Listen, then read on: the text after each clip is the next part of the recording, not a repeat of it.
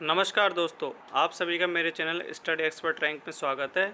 आज मैं आपके लिए टॉप 50 क्वेश्चन लेकर आया हूं भूगोल के, जो कि 2012 से 2019 तक पूछे गए बार बार जो प्रश्न पूछे गए हैं उनका एक श्रृंखला तैयार की गई है, क्योंकि परीक्षाओं में ये प्रश्न बार बार पूछे जाते हैं। तो वीडियो स्टार्ट करने से पहले आप हमारे channel study expert rank channel को लाइक कीजिए, शेयर कीजिए और ज़्यादा से ज़्यादा अपने दोस्तों के साथ सब्सक्राइब कीजिए। यदि आप हमारे चैनल को ज़्यादा से ज़्यादा सब्सक्राइब करते हैं तो हमारा कॉन्फिडेंस बढ़ता है और हम आपके लिए अच्छे से अच्छे वीडियो लेकर आएंगे। चलिए स्टार्ट करते हैं। सक्रिय परत पद संबंधित है। तो सक्रिय परत पद जो है वो परिहिमनदीय प्रक्रिया है, जो बर्फीले क्षेत्रों में होती है। परतों के टूटने के कारण और विखंडित होने के कारण ये प्रक्रिया प्रारंभ होती है।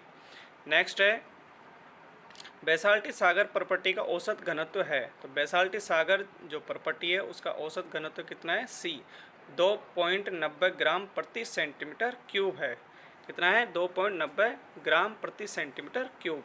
नेक्स्ट है, भूमध्य सागरीय क्षेत्र में ग्रीष्मकाल में सूखे के लिए जिम्मेदार पवन से संबंधित प्रमुख परिघटना क्या है? तो ये परिघटना है ग्रीष्मकाल में व्यापारिक पवनों का ध्रुवों की ओर स्थानांतरण होना। ग्रीष्मकाल में जो व्यापारिक पवनें थोड़ी ध्रुवों की ओर स्थानांतरित हो जाती है, जिसके कारण भूमध्य सागरीय क्षेत्र में ग्रीष्मकाल में सूखे के लिए ये परिघटनाएं होती है। तो वृष्टि पोषित और वृष्टि छाया क्षेत्र किसकी विशेषता है? इसमें है सी पर्वतकृत वर्षा, जो पर्वतों पर होने वाली वर्षा होती है, और वृष्टि छाया क्षेत्र जहाँ वर्षा नहीं होती है। तरंग कर्तित वेदी पाई जाती है। कैलिफोर्निया के तट पर जो है तरंग कर्तित वेदी पाई जाती है। ये एक वेदिकाओं की प्रकार की आकृति होती है जो कैलिफोर्निया के तट पर पाई जाती है। नेक्स्ट है, गल्फ स्ट्रीम और कुरोसियो धाराएं किस कारण तेजी से उत्तर की ओर बहती है? तो गल्फ स्ट्रीम और कुरोसियो धाराएं जो है उत्तरी तीव्रीकरण के कारण जो है उत्तर की ओर तीव्रीकरण के कारण बहती है। विश्वतीय प्रतिधारा की औसत गहराई है। इसकी औसत गहराई कितनी होती है? 100 मीटर होती है। नेक्स्ट है, the principle of human geography के लेखक कौन है? तो ई हंटिंगटन जो है प्रिंसिपल ऑफ ह्यूमन ज्योग्राफी के लेखक हैं। नेक्स्ट है, कॉस्मोग्राफी पद की रचना किसने की थी? कॉस्मोग्राफी किसने लिखी थी? हम्बोल्ट के द्वारा लिखी गई थी, जो कि एक बहुत बड़ा ग्रंथ है ज्योग्राफी का। इसके बाद नेक्स्ट है, यहाँ मिलान करना है, विविधता में एकता, ये किसने लिखी है? कार्ल रिटर ने। सामाजिक निश्चयवाद फ्रेडरिक रेडचे ने लिखी है। टेरेस्ट्रियल हॉल जो है यह डेला ब्लास की है, और अनोन्य क्रिया जो है जीन ब्रूंस के द्वारा दी गई है। तो विविधता में एकता किसने दी है? कार्ल रिटर के द्वारा दी गई है। नेक्स्ट है, प्रसारी और पश्च धावन अवधारणा प्रारंभ की गई थी। ये किसके द्वारा प्रारंभ की गई थी? बी गुन्नार मिडल के द्वारा प्रारंभ की गई थी। इसके बाद नेक्स्ट है, यहाँ भी आपको सूची में मिलान करना है। अरुणाचल प्रदेश जो है इस पर डाफला, खम्पती और सिंगपो जनजाति पाई जाती है। जम्मू कश्मीर में गारो और गद्दी जनजाति पाई जाती है। पश्चिम बंगाल में असुर, बिहोर, लेपचा और कोरवा जनजाति पाई जाती है। इसके अलावा केरल के अंदर जो है आदियम, कम्मार और कोणकप्पू जनजाति पाई जाती है। पश्चिम बंगाल में कौन सी मिलती है? असुर, बिहोर, लेपचा और कोरवा पाई जाती है। नेक्स्ट है, गन्ने की वृद्धि के लिए आदर्श न्यूनतम तापमान क्या है? तो गन्ने की वृद्धि के लिए जो है 20 डिग्री सेंटीग्रेड टेम्परेचर की आवश्यकता पड़ती है। नेक्स्ट है, कृषि क्षमता के माप की तकनीकी का विकास किसने किया था? तो ये एल.डी. स्टाम्प ने किया था, जो कि ब्रिटेन के थे। नेक्स्ट है, राजनीतिक भूगोल में प्रयुक्त हॉटलैंड सिद्धांत के प्रतिपादक कौन थे? तो अल्फ्रेड मैकिंडर जो है हॉटलैंड सिद्धांत के प्रतिपादक रहे हैं। इसके बाद नेक्स्ट है, शिफ्टिंग कल्टीवेशन यानी स्थानांतरित कृषि को उड़ीसा में किस नाम से जाना जाता है? तो उड़ीसा में इसको जो पोडो के नाम से जाना जाता है, जबकि राजस्थान में झूमिंग कृषि के नाम से इसे जाना जाता है। तो नेक्स्ट क्वेश्चन है, भारत को 13 वृहत नियोजन क्षेत्रों में बांटा गया है। किस लेखक ने भारत के नियोजन क्षेत्रों की रूपरेखा प्रस्तुत की है? तो इसमें आर.पी. मिश्रा, के.वी. सुंदरम और वी.एल.एस. प्रकाश राव, इन्होंने जो है 13 वृहत क्षेत्रों का जो है भारत को बांटा गया है। नेक्स्ट है, दे अर्धकुंडे वर्ष 1817 में प्रकाशित हुई थी। इसके लेखक निम्नलिखित में से कौन है? तो अर्धकुंडे किसके द्वारा लिखी हुई है? कार्ल रिटर के द्वारा लिखी गई पुस्तक है। इसके बाद नेक्स्ट है, सूची का मिलान करना है। ज्योग्राफिया किसकी है? स्ट्रेबो की है। कॉस्मोस किसकी है? हम्बोल्ट की है। नेशंस एंड नेशनलिटीज़ किसकी है? रेक्लूस की है। और एंथ्रोपोजोग्राफी किसकी है? फ्रेडरिक रेडजेल के द्वारा लिखी गई है। एंथ्रोपोजोग्राफी एक ग्रंथ है जो कि फ्रेडरिक रेडजेल के द्वारा लिखा गया था। चलिए इसके बाद नेक्स्ट चलते हैं। यहाँ आपको मिलान करना है प्रमुख नदियाँ और सहायक नदियाँ। वैगई किसकी है? सुरुलू की। कावेरी की सहायक नदी कौन सी है? अमरावती है। ब्रह्मपुत्र की तीस्ता नदी है। इसके बाद गंगा की बात करें तो गंगा की जो सहायक नदी है वो यमुना नदी है। गंगा की सबसे बड़ी सहायक नदी कौन सी है? यमुना नदी है। नेक्स्ट है भारत के निम्नलिखित क्षेत्र में से ज़्यादा से कम वर्षा वाले क्षेत्रों की इसमें पहचान करनी है आपको। तो सबसे ज़्यादा सह्याद्री सेकंड ऑप्शन है, इसमें होती है बरसात। इसके बाद गंगा के डेल्टाई क्षेत्र में, इसके बाद पूर्वी उत्तर प्रदेश में और उत्तरी गुजरात में होती है। इसके बाद नेक्स्ट है उपग्रह हैं और देश हैं, इनका मिलान करना है। IRS भारत का है। स्पॉट जो है USA का है। एनवीसेट जो कि अपने फ्रांस का है। और आइकोनोस जो है यूरोप का है। IKONOS कहाँ का है? यूरोप का है। जबकि एनवीसेट किसका है? फ्रांस का है। स्पॉट USA का है। और IRS तो सभी जानते हैं भारत का है। नेक्स्ट है भूविज्ञान का सर्वाधिक मौलिक सिद्धांत एकरूपतावाद सर्वप्रथम किस किताब में प्रस्तुत किया गया था? तो थ्योरी ऑफ द अर्थ, इसके अंदर जो है एकरूपतावाद सर्वप्रथम प्रस्तुत किया गया था। नेक्स्ट है निम्नलिखित में से किसने दृश्य भूमि प्रक्रम संरचना और चरण का प्रकार्य है? तो ये किसने दिया था? ये WM डेविस के द्वारा दिया गया था। दृश्य भूमि प्रक्रम और संरचना का और प्रकरण का कार्य। समुद्र अधिस्थल के प्रसार का सिद्धांत सर्वप्रथम किसके द्वारा दिया गया था? हैरी हेस और हाइटस के द्वारा। हैरी हेस और हाइटस ने जो है समुद्र अधिस्थल के प्रसार का सिद्धांत सर्वप्रथम प्रस्तुत किया था। नेक्स्ट है यहाँ मिलान करना है अपर्दन के कारक और अपर्दन के लक्षणों में। बहता जल, अधिकर्तित विसर्प, गतिशील हिम। गतिशील हिम किसका होता है? निलंबी घाटी का होता है। बहती हुई हवा चापाकल डिब्बा का है। और लहर का टकराना शीर्ष और खाड़ी अपर्दन के लक्षण होते हैं। नेक्स्ट है निम्नलिखित में से कौन सा पृथ्वी पर एक स्थान सर्वाधिक गर्म है?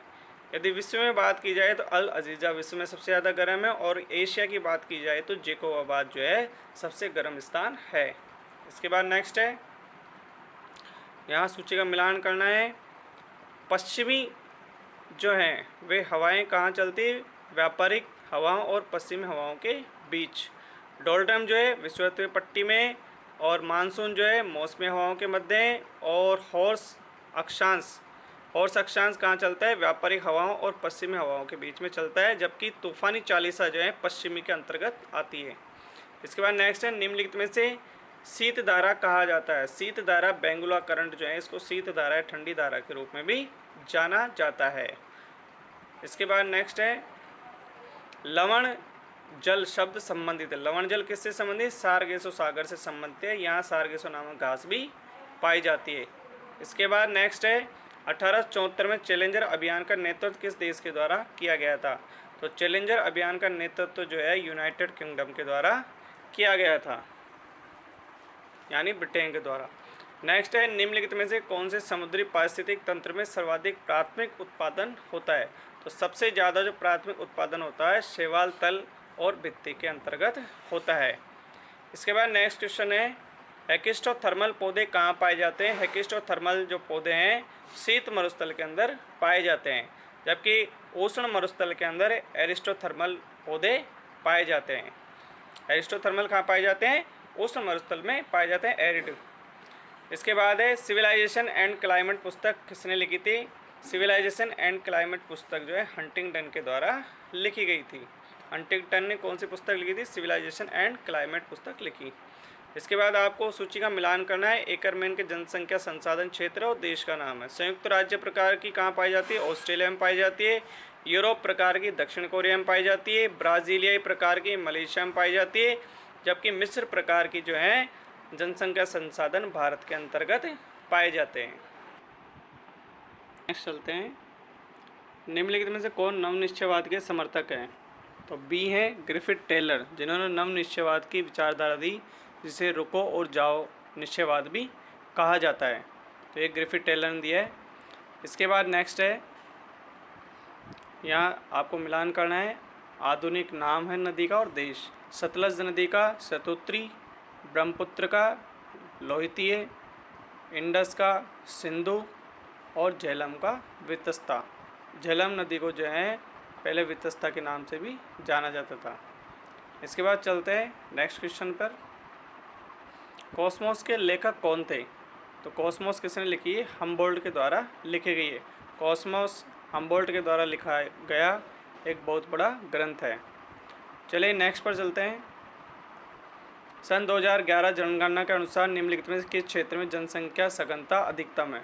तो सबसे ज़्यादा जो जनसंख्या की सघनता गंगा के डेल्टा में पाई जाती है, जो कि बांग्लादेश और भारत में दोनों में ही विद्यमान है। इसके बाद नेक्स्ट पर चलते हैं।